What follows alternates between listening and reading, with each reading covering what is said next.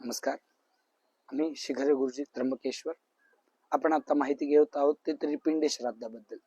त्रिपिंडी श्राद्ध हा विधी आपल्या घरातील वारलेल्या पूर्वजांसाठी केला जातो. साधारणतः घरामध्ये युवा अवस्थेत किंवा ज्याला तुम्ही मौंजा म्हणतात अशा पद्धतीने जो कोणी वारला असेल, कोणी गर्भातच वारला असेल, गर्भपात झाला असेल किंवा नुकतंच जन्माला आलेलं बाळ अर्भक वारला असेल, अशा दोषांसाठी हा त्रिपिंडी श्राद्ध नावाचा विधी होतो.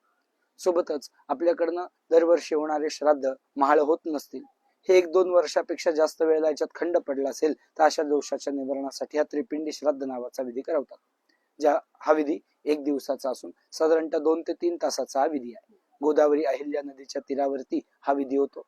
या विधीसाठी ब्रह्मदेवाची पूजा, ब्रह्मदेवासाठी जवाचं पिंडदान जे बाल्य रूपातल्या पूर्वजांना मिळतं, विष्णुदेवाची पूजा, त्यांच्यासाठी जवाचं पिंडदान हे आपल्या युवक रूपातल्या पूर्वजांना मिळतं, आणि महादेवाची म्हणजे शिवाची पूजा आणि तिळाचं पिंडदान हे आपल्या वृद्ध पूर्वजांना मिळतं. हे त्यांना मिळून त्यांच्या आशीर्वादाने आपल्या अडीअडचणी दूर होतात, आपल्या जीवनामध्ये आपल्याला प्रगती मिळते. यासाठी आणि हा दोष दूर करण्यासाठी आपण त्रिपिंडी श्राद्ध नावाचा विधी करवतो. हा त्रिपिंडी श्राद्ध नावाचा विधी कोणत्याही स्वार्थासाठी, कोणत्याही फायद्यासाठी न करवला जाता हे आपलं कर्तव्य म्हणून करायचं असतो.